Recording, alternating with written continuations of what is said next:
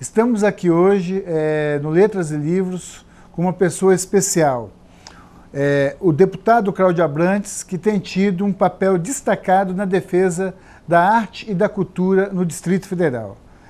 Cláudio Abrantes é deputado pela segunda vez, reside em Brasília desde 1973 e nasceu na Paraíba. O que trouxe teu pai para Brasília, Cláudio? Seja bem-vindo à TV. Obrigado, Pedro.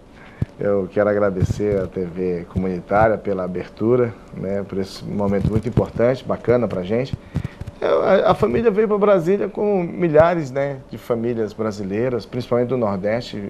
Meu pai veio com aquele sonho, né, eu acho que muitas pessoas falam assim, o sonho de ficar rico, não era bem isso, não. Naquela época era muito mais um sonho de sobrevivência, né, de você ter condições de criar os filhos, de dar uma vida digna, a possibilidade de estudar. Então, Brasília veio como a família veio para Brasília como esse Eldorado, né? E você tinha que dar, apesar que dizem que é muito estranho, mas em 73 você era um garoto, né? Em 73 eu tinha 3 anos de idade, certo? 4 anos de idade. E desde aquele período até hoje você reside em Planaltina? Não, por incrível que pareça, no meu período ali de secundarista, né, de segundo grau, eu ganhei uma bolsa de estudos num colégio muito bom em Campina Grande e retornei ao Nordeste. Foi até uma experiência muito... Na adolescência você viveu na cidade universitária da Paraíba. Na cidade universitária da Paraíba, que na época nós não tínhamos ainda, não era a Universidade Federal de Campina Grande, como é hoje, era ainda a Universidade Federal da Paraíba, era uma única universidade. Mas foi uma experiência muito boa, até porque eu cheguei a começar um curso superior lá, mas aí a dificuldade, o momento financeiro da família e também problemas pessoais da família, de saúde, me fizeram voltar e eu acabei continuando meus estudos aqui e fiquei de vez. Então você fez o segundo grau? E o início do curso de engenharia elétrica lá. Lá em João Pessoa. Em Campina Grande. Em Campina Grande. E o que te fez, Cláudio, te interessar por duas áreas básicas e essenciais na vida humana, a cultura e a política? Olha, quando eu retornei, é até interessante isso, eu cheguei em Brasília, a gente vivia aquela transição, a saída da ditadura, né? Então, mas havia um sentimento novo.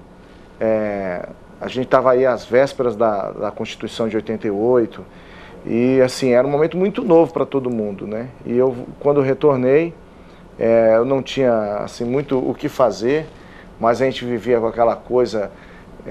aquele ufanismo que veio na sociedade, do plano cruzado, aquela coisa toda, que acabou depois dando uma série de problemas econômicos, mas ali foi o início de uma população mobilizada. Eu lembro de Isso na campanha das diretas, 84? Sim. Não, já aqui mais para frente, 86, tá. 86, 87. Brasília teve a primeira eleição para governador em 90? 90, né? 90, isso, 90, exatamente. 90 tivemos a primeira. Constituinte de 88. Exatamente, exatamente. Então, nesse período, a gente tinha uma efervescência muito grande na cidade. A juventude estava... Porque você tinha aqueles que, na sua juventude, lutaram contra a ditadura, e você tinha essa minha geração que estava pegando esse rescaldo e já lutando pelas diretas, para eleições diretas, aquela coisa toda. Era um país que já estava arrefecendo, né? Já tinha a lei da anistia, já tinha... Mas só que antes de você entrar como um ativista na política, você se ligou à arte. Sim, pois é. Então, quando eu retornei a Brasília, dessa minha experiência no Nordeste, eu fiquei aqui toda a minha infância. Aí, no período de adolescência, eu tive essa breve experiência lá com a Escola Técnica Redentorista e com a Universidade da Paraíba. E quando eu cheguei aqui, com outros amigos, eu fui revendo amigos, e fui descobrindo, né, era um período que era interessante, que a gente até brincava que com o cachê de uma peça, você conseguia sair e comprar uma roupa, alguma coisa, que era a época do plano cruzado. E eu acabei tendo um convite para participar. Um amigo falou assim, estamos precisando de um cara para fazer uma figuração em um filme e trabalhar numa peça, também de figurante. Eu falei, não, eu vou, estou desempregado. Nova República. Estou desempregado, eu vou. Eu lembro do filme, o nome do filme era A Volta do Chico Candango.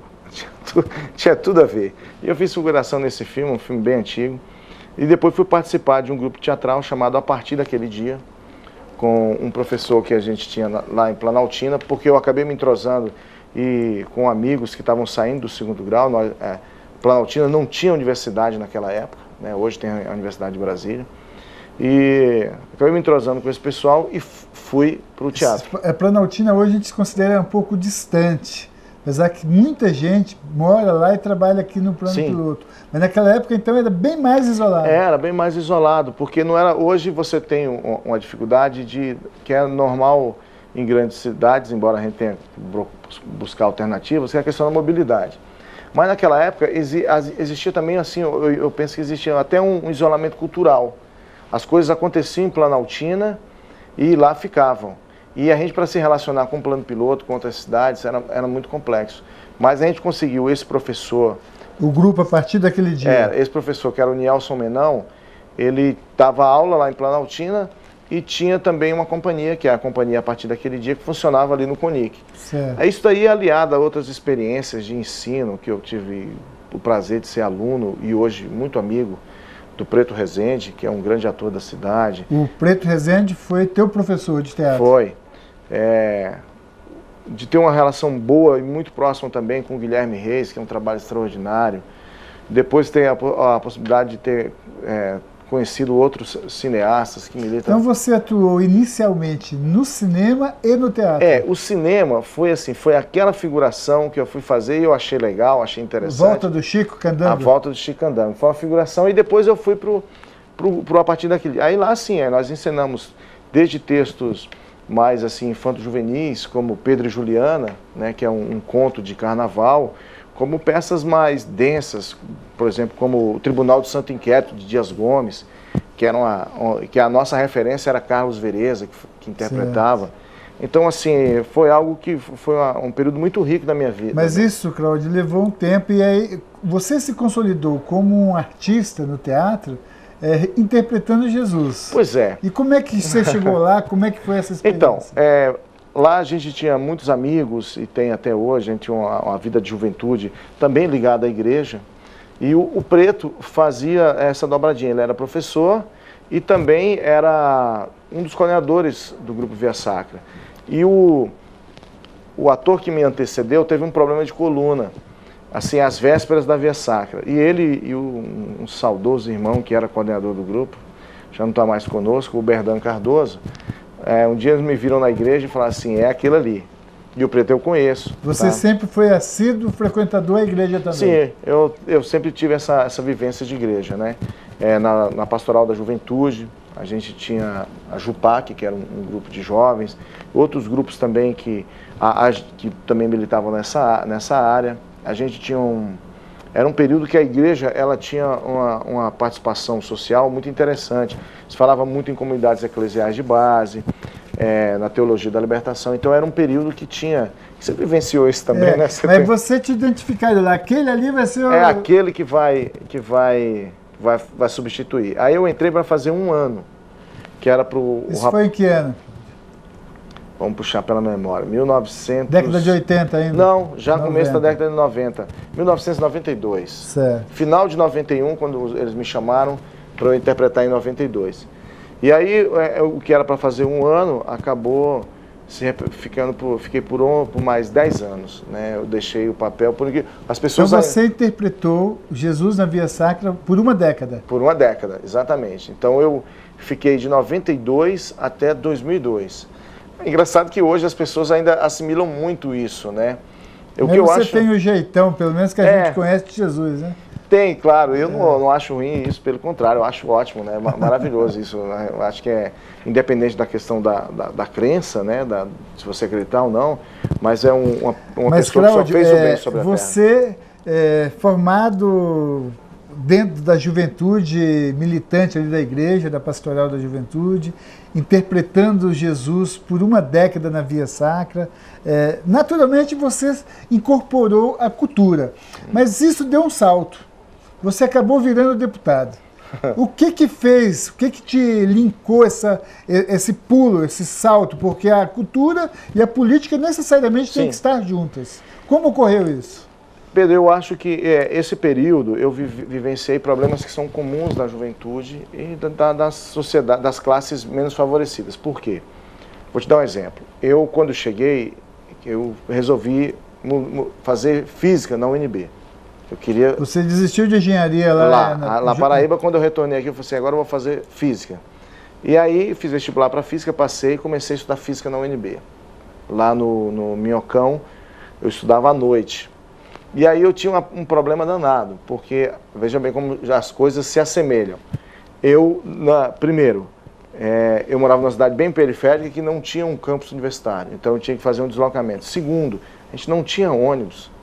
À noite para voltar? O curso de física, como eu trabalhava de dia, eu não podia fazer física durante o dia, tinha que fazer à noite. Então eu não tinha como voltar. Eu saía da UNB, ou pegava uma carona, eu tinha que ir até o Eixão, para pegar um ônibus lotado. Então aquilo foi me sacrificando tanto, fisicamente mesmo, que eu acabei trancando o curso de física. E aquilo, você imagina, para um cara que quer estudar, aquilo gera uma revolta tão grande, uma indignação, que aí você fala, pô, eu tenho que correr atrás de alguma coisa. E aí, logo em seguida, virei servidor público, né? Passei num concurso da Secretaria de Educação, e na Secretaria de Educação como secretário, e ao mesmo tempo ministrava aulas de física e matemática no município Planaltina de Goiás, como temporário, né, mesmo sem formar, naquela época pegavam, e eu dava aula lá. Então era uma correria e uma vivência de uma série de problemas sociais, de transporte, da dificuldade de acesso à educação e da dificuldade de acesso aos bens culturais, que era a minha grande paixão, e eu falei, poxa, eu tenho que dar alguma contribuição de alguma maneira. E me filiei a um partido político. Né? Na época, um partido político de esquerda, né, que era o PPS. Hoje, aí nós não vamos entrar no mérito, tinha que fazer outro programa, né? Mas assim, o partido hoje tem uma outra linha, que, bom, é a escolha... Está outro campo. Mas naquela época a gente tinha muitas afinidades com amigos que trabalhavam nisso, que eram do partido, e a gente entrou nisso. E aí você começa assim, a discutir política, estudar os grandes pensadores políticos, aprender, principalmente, que é algo que a gente debate muito hoje, que eu falo muito para as pessoas, que a política, ela não pode ser tomada do jeito que se pensa hoje, das pessoas virarem as costas para a política. Virar as costas para a política é a mesma coisa de entregar o ouro para o bandido.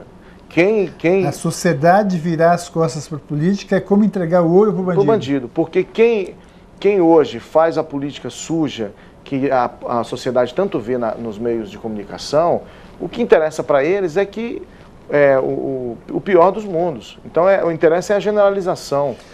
Mas aí você teve esse estalo, deu esse salto na tua vida e com uma compreensão mais geral, no sentido de contribuir para a sociedade ser melhor. E você se elegeu deputado, primeiro suplente, né? Primeiro suplente. Eu, um pouco antes, mas o que me fez assim, vai ser candidato, uma coisa é você ter a militância política, certo. Outra coisa é você encarar uma eleição. Foi porque eu trabalhei de 2003 a 2006 na Presidência da República. A gente tinha uma afinidade, eu fui convidado para trabalhar lá na Presidência da República, na época do primeiro período do presidente Lula. E eu trabalhei numa assessoria parlamentar. Então a vivência do Legislativo, do Congresso Nacional, do trâmite legislativo.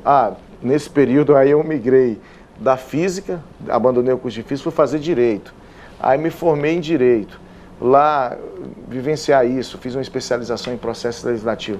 Eu acabei entrando no mundo do parlamento e percebendo que ele poderia ser uma ferramenta interessante para tudo aquilo que eu tinha aprendido na minha juventude, de uma política de bem comum, inclusiva e, inclusive, do ponto de vista daquilo que eu achava mais interessante, que era a cultura. E aí me candidatei, fiquei na primeira suplência. E aí você exerceu um período, e aí foi reeleito, e você já está no segundo mandato, podemos dizer. Primeiro como suplente, você exerceu um período, esse é o segundo. Exatamente. E podemos identificar que você tem duas linhas básicas de ação como parlamentar.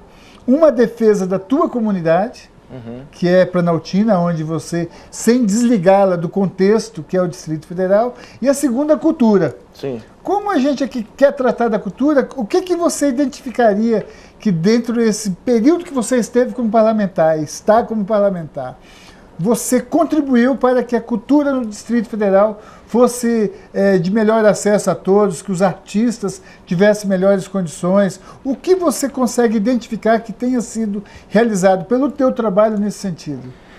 Olha, Pedro, primeiro eu penso que nós temos uma questão macro que a gente tem defendido no nosso mandato. Eu tenho defendido isso com unhas e dentes, inclusive em outras instâncias de poder.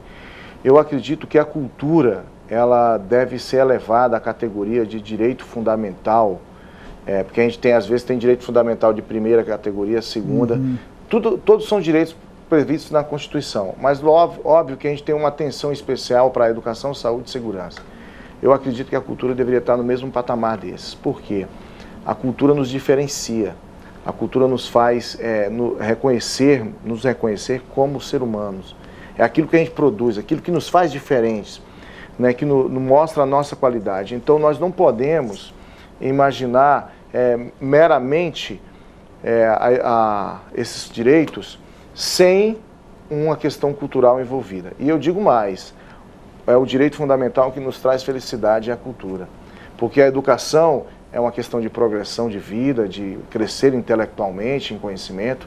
A segurança é para você se cuidar, né, para você ter direito à vida, a saúde é a mesma coisa, mas o que traz felicidade, o que mexe com o nosso lúdico é a cultura. Mas você tem aí dois campos, a cultura nascida da criatividade de uma sociedade, do povo, e a indústria cultural. Sim, exatamente. E você tem atuado em defesa do lúdico, da sociedade, do povo, da formação. Também.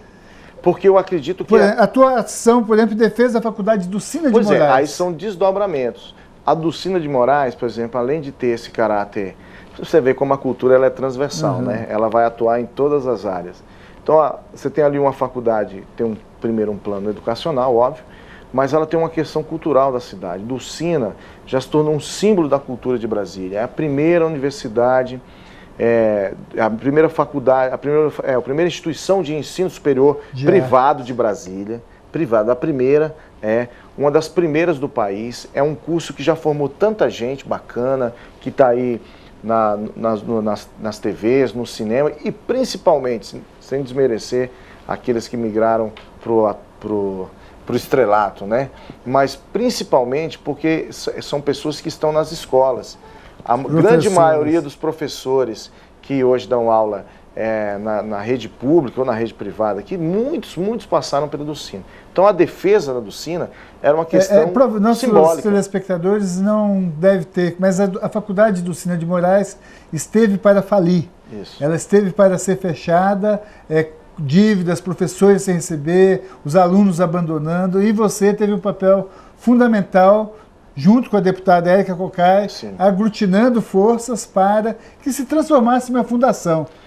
Hoje nós estamos numa situação que, fruto de todo esse trabalho, dessa articulação, o Ministério Público percebeu a importância da instituição e também do ponto de vista educacional, mas também cultural, e interveio, fez uma intervenção, conseguiu uma intervenção no Judiciário. Hoje nós temos um grupo lá indicado pelo Ministério Público que está reavaliando a escola, para ver se ela efetivamente, ela tem condição de andar com as próprias pernas, ou se o governo faz uma fundação que possa absorver. Mas ela não quebrou, a partir dessa ação... Não quebrou. A intervenção do Ministério Público, do Judiciário, a pedido do Ministério Público, foi muito proveitosa, porque tem pessoas lá que estão cuidando, reavaliando, incentivando, e agora é uma decisão que tem um caráter técnico, jurídico, que o Ministério Público vai dizer para a gente, olha, é uma instituição que tem condição de andar sozinha, desde que seja bem gerida. Ou então ela vai dizer assim, olha, chegou num ponto que não tem mais condição dela andar sozinha. Aí nós vamos entrar, obviamente, na questão de trazê-la para dentro do governo. Mas isso é um passo à frente. Veja só, mas hoje ela não está falida, pelo contrário. Além da Dulcina, por exemplo, a questão do Fundo de Apoio à Cultura, da Secretaria de Cultura do Distrito Federal. Teve uma luta recente aí, houve uma ação da Secretaria da Fazenda do GDF que queria retirar os recursos, dizendo que não precisava.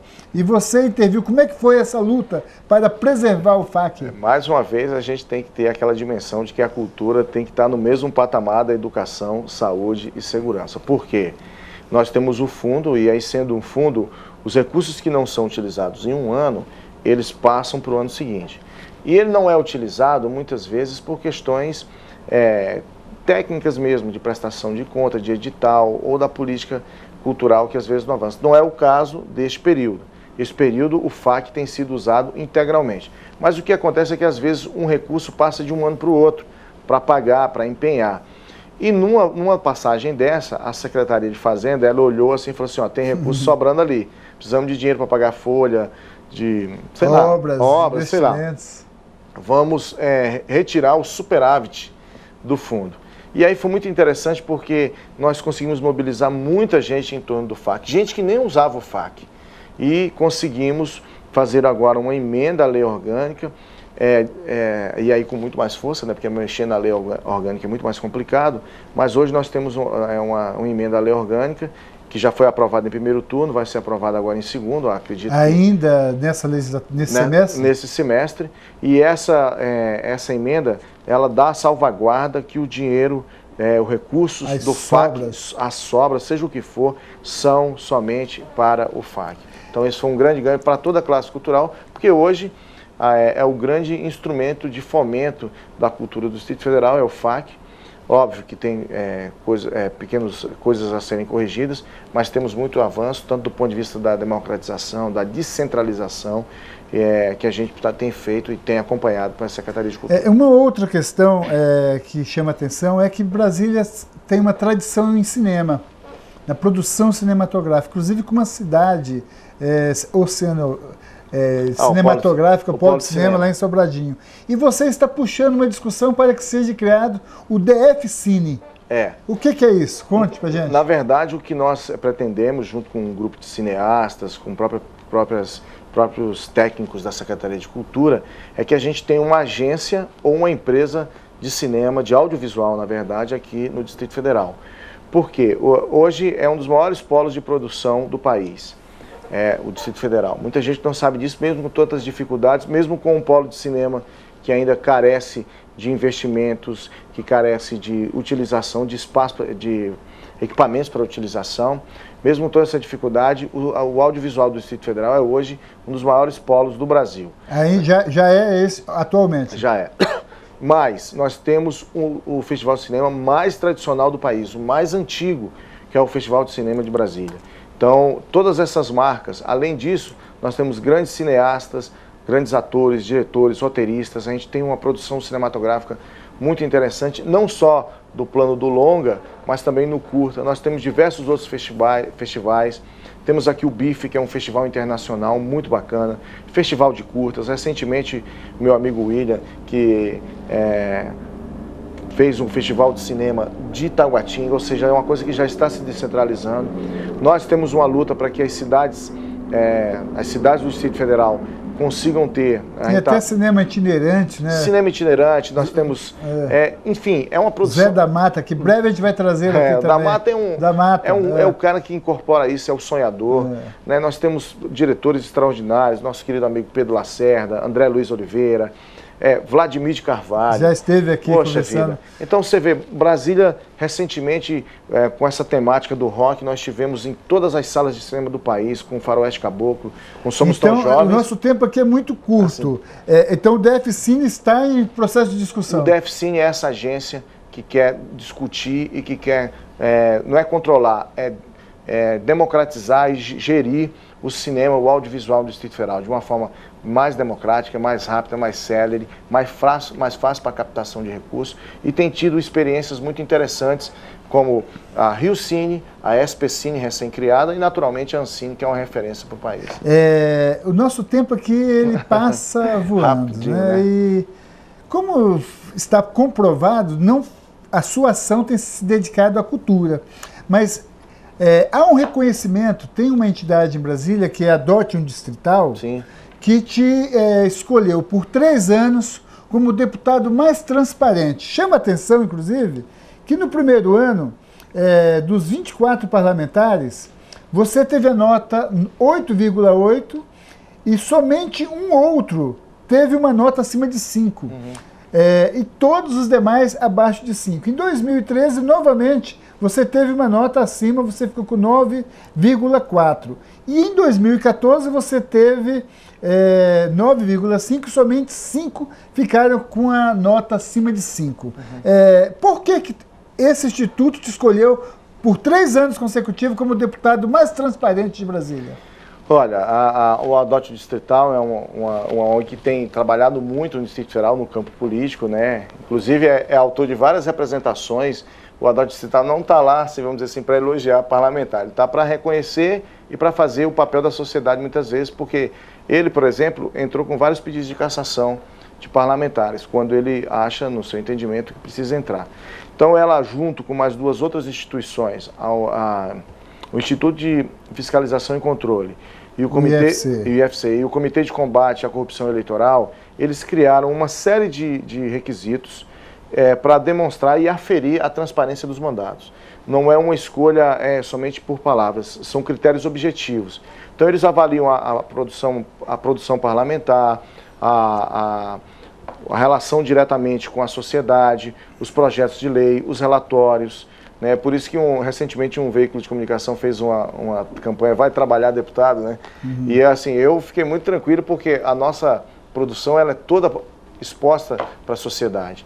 Audiências públicas, sessões solenes e uma série de requisitos que eles colocaram e distribuíram para todos os parlamentares. Então eles indicaram, olha, nós entendemos que o índice de transparência vai ser medido por esses requisitos.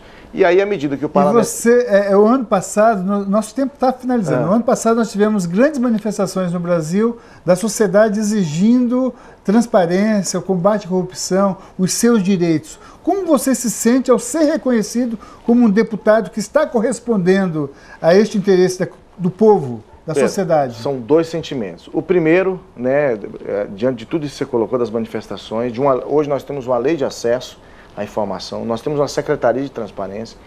Então o que eu penso? Do ponto de vista pessoal, eu me sinto feliz, naturalmente orgulhoso, porque a minha proposta, quando eu entrei para a política, de uma política transparente, ética, na moralidade mesmo, no que a gente pensa que deve ser feita a política, para o bem comum, a gente está atingindo esse objetivo. Agora, ao mesmo tempo, gera um certo questionamento, que eu sempre exponho isso para as pessoas. A questão da transparência, do zelo com o recurso público, hoje a gente está colocando como uma qualidade a mais, como um plus, quando deveria ser um requisito básico de qualquer autoridade pública.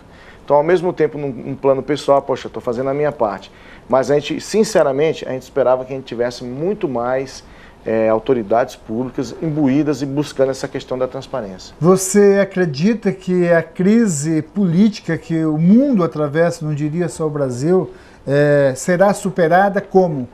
Ou não tem possibilidade? Eu sou um otimista por natureza. Eu acho que dá para superar sim. Agora ela vai ser superada, no começo da conversa a gente falou sobre isso, na medida em que a população ela não virar as costas para a política, mas sim entrar na política propriamente dita, de avaliação, de escolher bem, de pesquisar a vida dos candidatos, de cobrar dos candidatos, de exigir transparência, de averiguar, ou seja, você não precisa estar afiliado a um partido político ou ser candidato para alguma coisa para você buscar a política. A política ela é um instrumento bem comum. Então eu acredito que essa crise vai ser superada com a participação popular. O que foi feito nas manifestações do ano passado a presidenta Dilma publicou recentemente o decreto definindo, regulamentando a participação social, né, conforme a Constituição brasileira já previu, né, no seu artigo 1º, parágrafo único. Há um bombardeio de setores contra a participação social em relação ao decreto. Como é que você vê isso? Eu acho que muitas vezes, e aí até o próprio parlamento, né, eu faço parte do parlamento, mas em outra instância, o parlamento dizia que tinha que ser por lei, alguma coisa assim. Eu acho que o importante é a gente assegurar o acesso da participação popular nas decisões do país. Eu acho que a discussão do instrumento, se é decreto ou não, eu acho que isso é uma maneira de desviar a atenção. Nós temos que valorizar e dar força para ações que visam essa participação popular. Quanto mais participação popular, a política melhora. Se a população participar, escolher, criticar, exigir, a política melhora. Se virar as costas, permanece como está. A gente agradece a tua vinda aqui. A TV comunitária tem esse compromisso em defesa da participação, da cultura, da arte. Por favor, tuas palavras, considerações finais. Sensacional. Quando a conversa é boa, passa rápido. Então, assim, eu quero agradecer muito a TV comunitária. Quero deixar aqui meu abraço, meu salve para todos. E deixa teu contato também. Sim. Deixar meu salve aqui para todos os telespectadores e dizer que realmente a gente tem que ter esse olhar, né, de uma política Algum do bem e-mail, comum. algum site? E aí a gente quer deixar aqui o nosso site, até para ter acesso a todos esses dados de transparência, www.claudioabrantes.com.br. Muito obrigado, deputado Cláudio Abrantes. Obrigado a todos vocês, telespectadores da TV Cidade Livre, o canal Comunitário de Brasília. Continue conosco. Muito obrigado.